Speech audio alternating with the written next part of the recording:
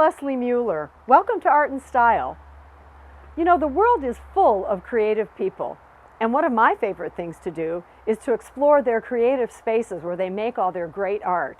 And today we're going to go to the studio of fine artist Renee Kahn. She's been producing art for over 50 years, and she grew up in the heyday of the 1960s in the New York art scene. So let's get our creative juices flowing and meet Renee right now.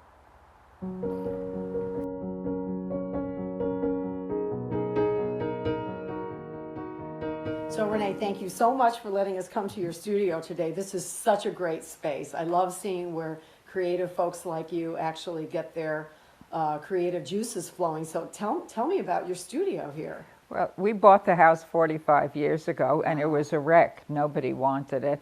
It had been on the market for years. And I just fell in love with the studio. And it had belonged to a mural painter, and he wanted the north light, and it was just great. I developed the theory of space determines size. So it sure does, yeah. I think for most artists, you work small if you're in a small studio. And when I came here, I was doing paintings like that one, which we can look at later, medium size that I had been doing in my kitchen. And gradually the work got bigger and bigger.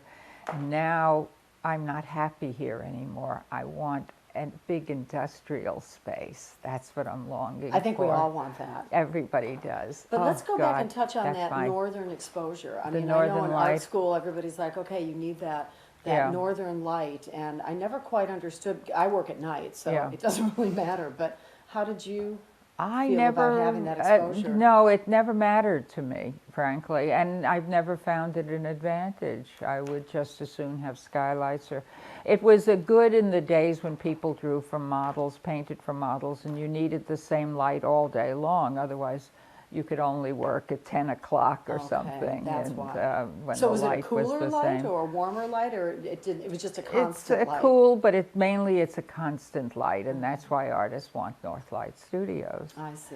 But it never mattered. It was the size of it that I loved, and the fact that I could work bigger, and then that's what appealed to me about the and later I want you to show me how you store everything, because that's another challenge if you work larger. But before we get to that, let's backtrack a little bit. I know you were educated in New York City, and your artistic roots are there.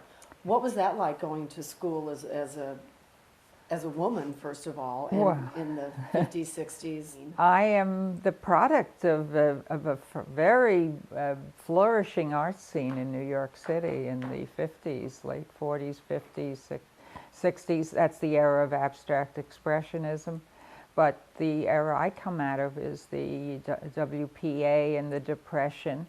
And many of my teachers were well-known Bauhaus instructors. They were refugees from Germany. So I really had a very full, colorful education.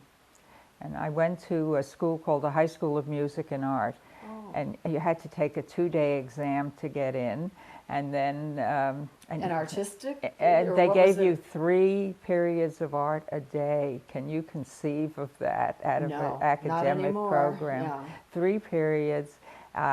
And there were music majors, so I went to school with fiddlers and clarinet players and all these. How wonderful. It was really a wonderful experience. experience. To do that now, probably. And it was a tough school to get into, but once you got in, you know, there was no education to beat it. And then from there I went on to City College. But a lot of my education was the streets, the galleries, the New York art scene. And your influence. You know, just going around. First of all, I love the city. People today say, why haven't you traveled here and there? And I say, I have the city. To me, New York, a day in New York, just walking around is equivalent to anything I've ever spent anywhere else. So, and people travel here for that. Yes, I know. They don't appreciate what they have, you know, that the city is so rich.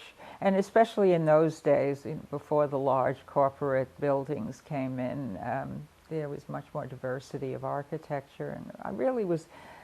And you just sit in the old bars in the village, and all sorts of colorful characters would come in, and discuss life and art with you. And so the education was the city itself. And where were the studios at that point? Were they in safe areas? I mean, would you, Well, as a woman, have felt that comfortable? was the problem. My daughter recently asked me, she said, why didn't you go into the city when you got done with school and become an artist? And I said, you couldn't. The only places for studios were the Bowery, the Lower East Side, the Soho, and they were essentially slums, and they were unsafe. As a woman, you would have to lock yourself in at 4 in the afternoon and not go out till the next morning.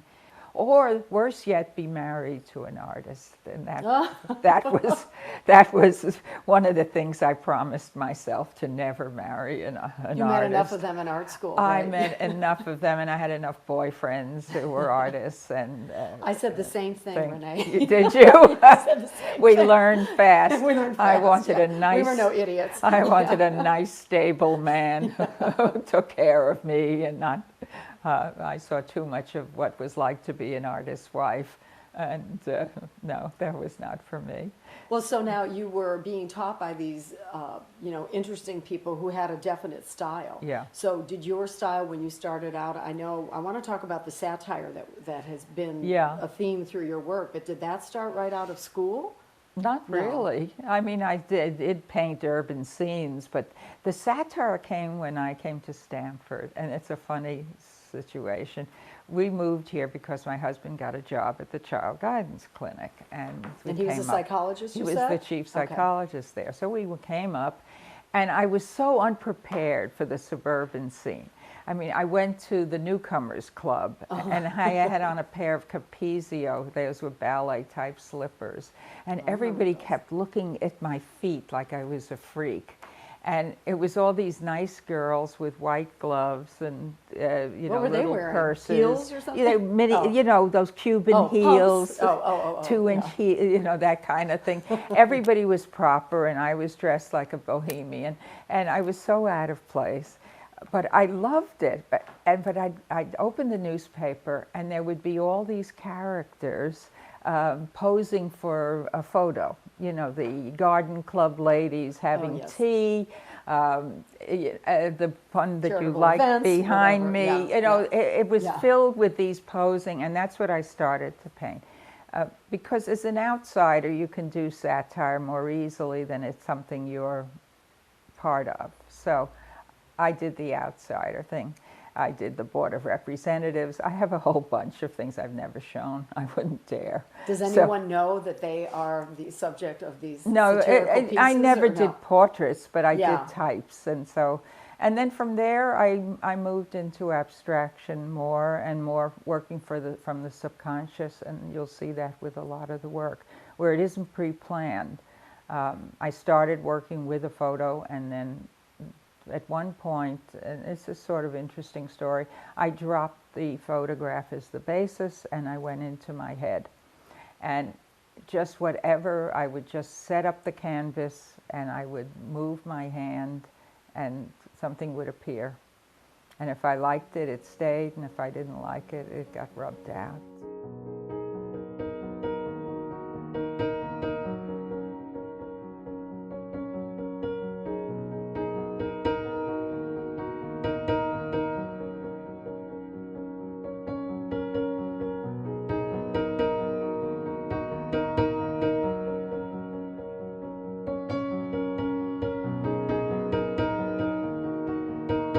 It was impossible in my generation to be a full-time artist. It was not even under consideration. So you could teach? You could teach. You had to get married. That was the first goal.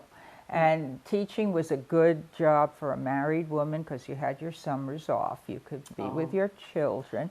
It was safe. Everything was safe. You were a librarian, you were a social worker, you were a teacher, an artist. I did not know a single woman artist. There were a couple I knew about, like Pollock's wife and de Kooning's wife, but that was only because they were married to artists. And were they producing art too? Yes, of a lesser, it was considered like a lesser form of art, because most of their life was devoted to keeping their husbands from being drunk and, and keep them producing work. So that's what they and I didn't want that life. So I didn't really become an artist till my children got older and went off to school. And then I can't tell you how fast I got into this studio.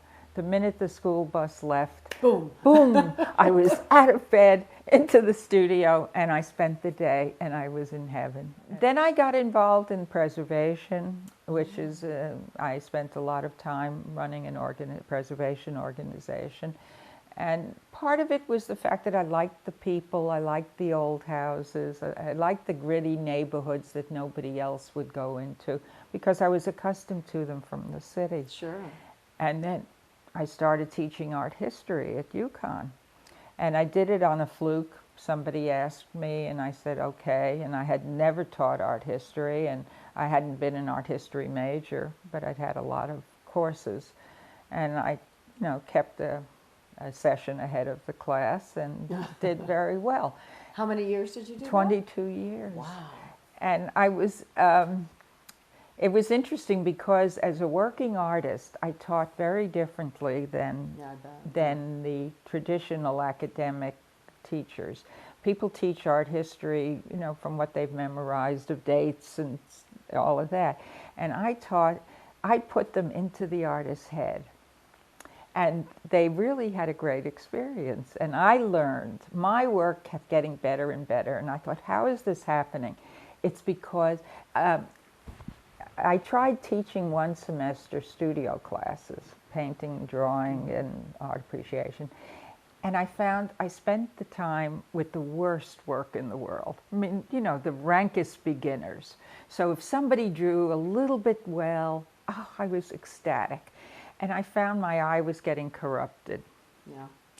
But when you taught art history, you spent your day with Titian and Van Gogh and, Gauguin. All the greats were in front of you. So my eyes sharpened, and my sense of composition and design and all of that. Well, the bar is raised. The bar got raised, and I got better and better. And so I never taught another studio class after that. I do remember some studio classes, though, where teachers would ask you to, I was at the Art Institute of Chicago, and they would have you go into the Institute and actually paint. Did you ever do anything like that?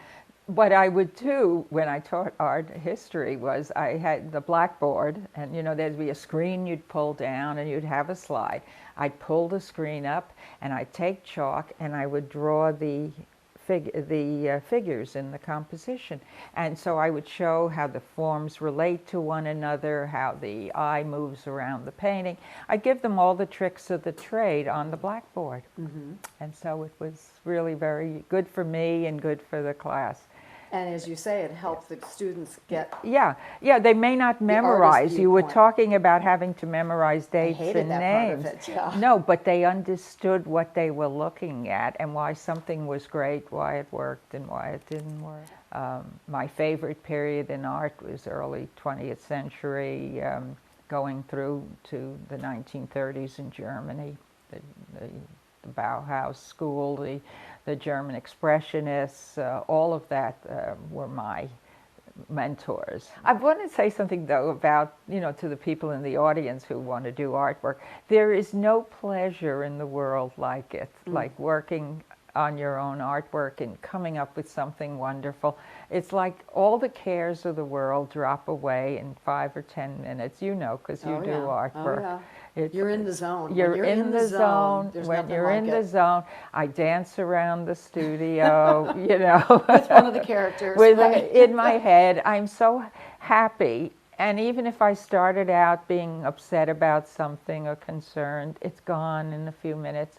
And so I was watching something on Channel 13 about the therapy, the therapeutic, of being a creative person, the therapeutic effects. And I think that's what's kept me going at this age. And I'm still have a lot of people that need to get out. Well, and you can do it forever. Forever, I mean, we talked the other day about how we both were inspired by seeing photographs of Matisse. Yeah. Practically on his deathbed. Yes. With big shapes that he Remember, had with the painted with that stick. With the and he'd be stick putting it on the working, wall, and I remember yeah. thinking, oh my God, you can do this that long? I'm thinking, this is great. And Picasso in his 90s was still turning out brilliant work, and Well, he was still fathering children at that point, wasn't he? well, that is not. That's a whole nother story. That's another story. But he was certainly creating, Yeah. and that there's no end to that. Well, it becomes a Yeah. way of seeing, don't It you becomes think? a way of seeing, and it's also a source of joy, and that's rare in this world. You know, most of the time we get by, but to be actually happy is rare. Yeah. And I don't do anything with the intent of selling it. Yeah. That's not been my goal. I find that corrupts the work, because then you end up changing styles. And You had told me a story about Jackson Pollock, and about how Yeah. in his later years, the galleries still wanted what had They sold didn't- years before. they They wouldn't owned- let him get out of that box, right? he was in that box of the drip paintings, and they would not let him out because that's what sold. And so he ended up unable to work the last year and a half of his life. He Oh, so produced sad. nothing. Yeah. He tried to go back to figurative, and He had been slotted by then. he'd Yeah. been slotted Yeah. by then. That's where the market was, and that's what he was going to turn out. And so it ends up being, you know, a trap that you fall into, is once you get involved in selling. So as I said, my advice to artists has always been try to find some other means of support. And paint from the And heart. paint, and Yeah. not be concerned, and free yourself from that. And if it sells, it's nice. I'm happy. I take the money and I rush out to Get more art supplies. get some more art supplies. Yeah.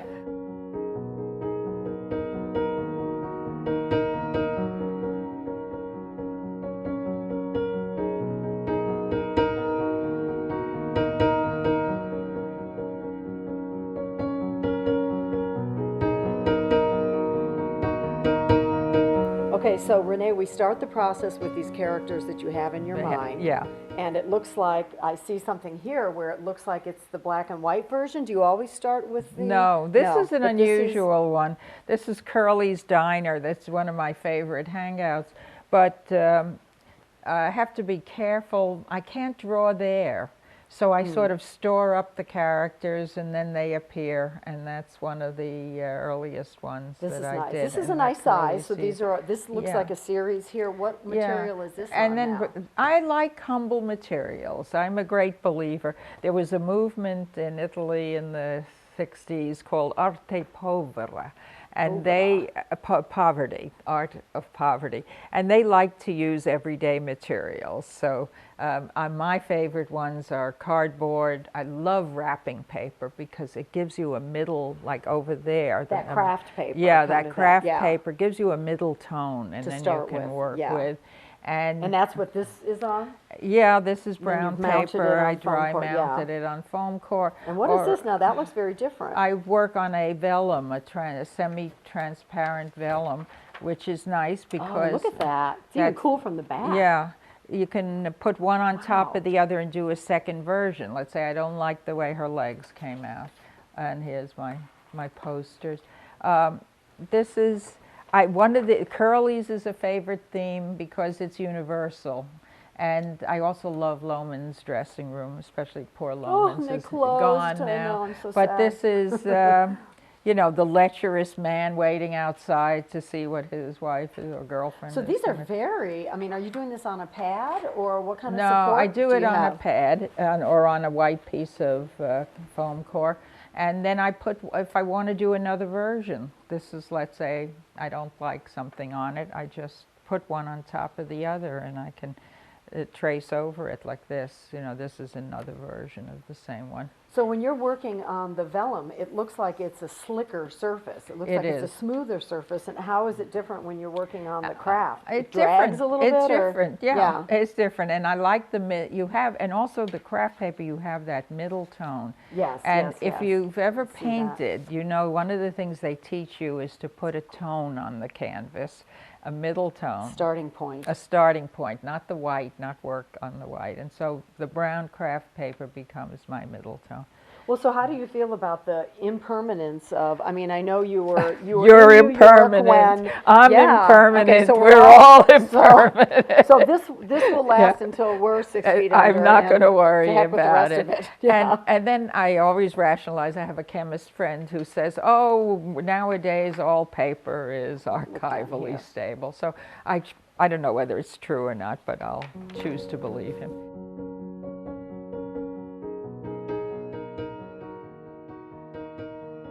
That's based on some photos I took when I got out of college.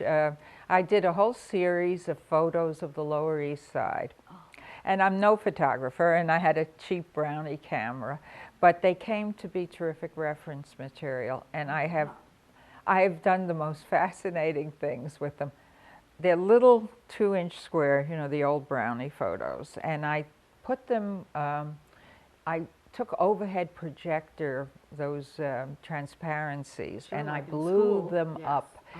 And I can create, at night, I can turn this room into the Looks like a Lower East cityscape. Side. Yeah. Yeah, Oh, that's yeah. great. All these little photos suddenly go up 15, 20 feet in the air, and they overlap one another, so they become surreal. I've had a wonderful time with them. And this is kind of an outgrowth of this. Yeah, it's an outgrowth of that. Yeah, it's not really typical of what I'm doing. I was sort of experimenting with the photo, using the photos as an inspiration. So here I am. It's this bleak winter. It's cold. I'm not out. I can't go anywhere. So it's unsafe to drive. And I've created a whole little world for myself. And they smile at me, and we talk, and she I especially am fond of. And you know, they're not always pretty, and they're overweight, and they're wearing the wrong clothes. And these ladies are going to Loman's, I guess. Well, you know, I had a funny experience. I did a drawing of her a few years ago out of my head. And then I was at the shopping center on High Ridge Road, and the exact woman walked by wearing a semi-transparent white dress, summer dress, and everything showing through, and so proud of herself. You know, God, do I have a body. And so she's been a recurring. She's front and center. She's a leitmotif. So these are on 3 separate pieces of canvas right They're now? on separate Or- canvases, I see. and when I get in the mood or I have some extra money, I will stretch them onto regular canvas stretchers. And your idea is to display them together? Yeah, they're meant to be seen together. Mm-hmm. They're a pair. I had a funny experience. I went to a party a few months ago, and there was a man there who didn't want to talk to me. You know, who was I? And it turned out he had been a cameraman for a famous Italian filmmaker. And when he saw my work, he got all excited. And he said, "It's got to be 20 feet wide," you know, film style, Of course, yeah. cinema. And so I came back and I thought, I can't work that big. This is the maximum. I don't have the courage. Space, yeah. I don't have the courage. It's you work up to bigger pieces. You can't just leap into them. So I'm stuck kind of at this, which is, and people say, "Oh, why are you doing them so big? Nobody can fit them into their houses. You can't sell them." That's not why I'm doing that. If I were, I'd do pretty landscapes. So tell me what's happening with this. I wanted to show you this because this is really my process. I will put up a canvas. I will tone it. I'll take a piece of charcoal, and I will not have an idea in my head. I am not saying that I'm going to do a red-haired character with, I start to draw. And then he appears, and I say, I like you, you're fine. And then maybe this one will show up, and then this one, and then maybe the cup, and they'll overlap one another, the transparencies, and so it's just... it's like stream of consciousness. It's stream of consciousness. I'm not planning anything. On the other hand, I'm being very selective because I will wipe stuff out 100 times before it gets to stay. Now, you say, there's nothing, a good painting, this is a successful painting. It's successful because I cannot change a darn thing on it. If I were to say, get rid of the red nail polish. It should without be a that, man. yeah. You don't have a focal point Right. in the middle. And here, you need Nothing. his face, That you yeah. need that face. Without that face, and you need the bow on her rear end, and it's all so calibrated, so finely calibrated. And it's thousands of decisions. Thousands of decisions. Of decisions that are subliminal. Yeah. So, and you think it looks haphazard or easy. Yeah. It isn't. And it's years of training.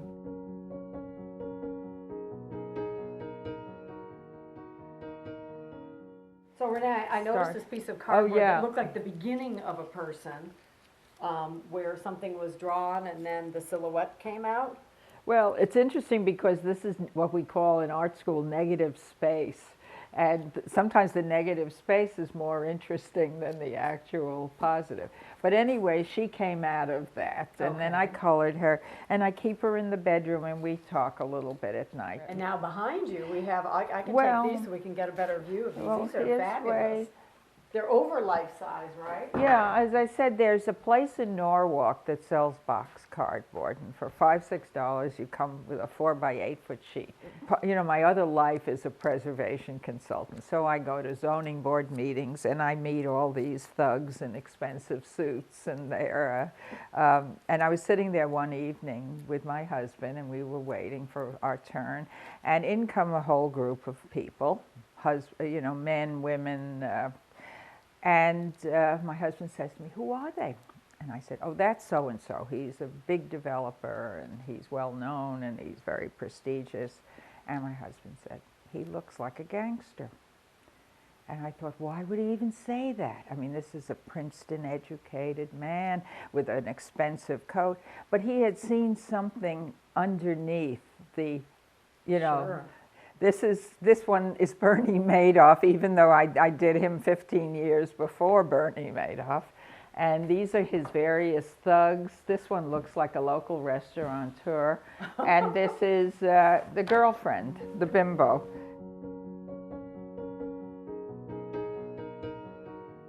So Renee, I know some of your later work has been a little more architecturally oriented. Can you show me some of these urban pieces? These are based on some drawings I did when I was in my daughter's apartment in New York City with a broken ankle. I was stuck for 6 weeks, and all I did was look out the window and draw water towers and people on rooftops and all sorts of interesting things that I'd never drawn before. I have no skill in architectural rendering, but these came out very moody, and they look like the Chirico paintings, and I loved them. So while you were recouping, you ended up changing that into a positive. I turned it into, I made something good out of a really, could have been a horrendous experience, but having to sit in a room all day. But the window was so fascinating. And the water towers were like monsters against the sky, and all these little figures appeared and stuff. I see the clothing, not only in these pieces, but even in the pieces that we've looked at. It all looks like 1940s, 1950s, you know, so the clothing, they all look as if they were done decades ago. I can't help it. I live in the past. I think that's what's great. I think that's what's so interesting about them. Yeah. This is what comes out of my head, I guess, maybe because this is what I saw years ago. I love her. She's my goddess of the new popular restaurant, and her